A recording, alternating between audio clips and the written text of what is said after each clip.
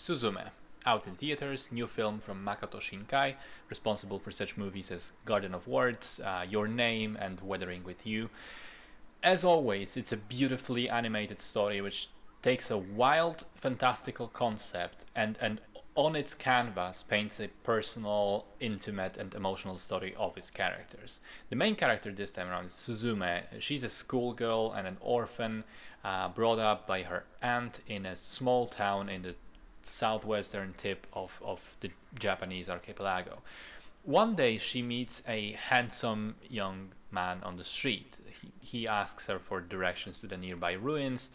She gets sort of curious, ends up following him there, and then these things happen. Okay, there's a door in the middle of the ruins, which gets open, and it turns out it leads to some sort of other dimension, and a huge energy worm from that other plane of existence begins begins coming out and causing earthquakes all over Japan.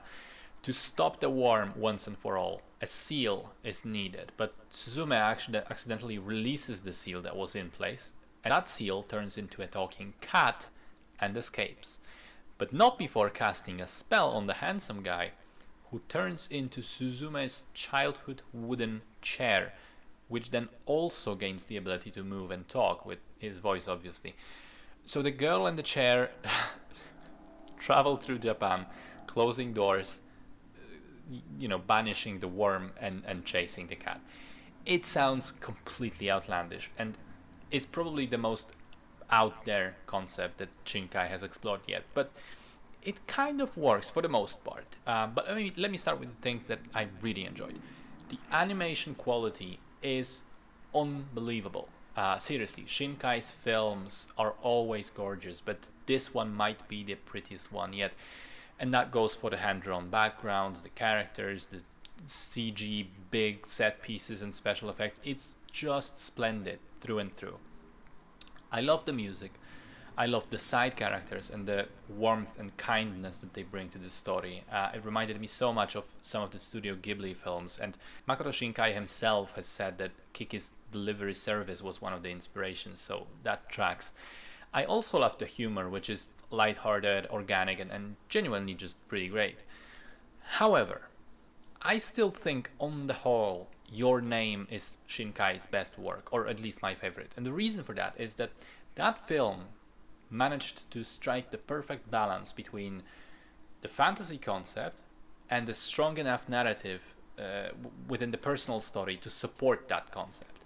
And I think in the case of Suzume, the balance is disrupted. The big story is ambitious, it's huge in scope. It features elements which, to a person not such well versed in Japanese lore, will seem straight up nonsensical, like the cat character. I mean, when he shows up and turns the dude into a chair, it sets the cat up as a main antagonist. And then throughout the film, he's sort of the agent of chaos. He's spreading mischief wherever he goes. And then suddenly, at the very end, he's on the side of the good characters again, seemingly out of nowhere. And also, a second cat shows up right before the end and seems to also be evil for like 20 seconds and then immediately chills back down. It's barely comprehensible on the surface level, and as a result of the movie devoting a lot of time to this, I think that the other stuff, the personal, emotional journey that's underneath, feels a little bit sidetracked and only brought to the forefront at the very end of the film. Now, I have read a detailed explanation of the themes, what the cats represent, how they tie into the Japanese lore and beliefs, and also hugely important context, how the movie references the 2011 tsunami that hit the country and consumed many lives.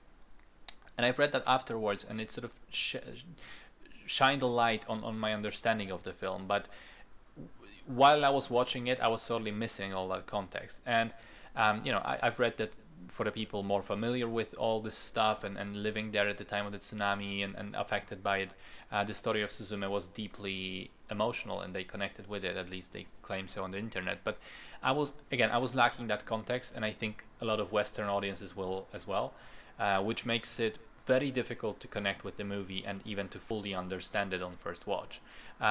Having said that, though, even with the lacking context, I enjoyed Suzume more than I didn't. The animation, the humor, and the side characters. I mean, also the Suzume herself is very charismatic. They all make the movie almost worth watching on their own, and the rest is really up to you, to how much you want to get into the context and try to understand the underlying themes. If you do, you might enjoy it even more than I did. If not, I'd say it's still an okay film.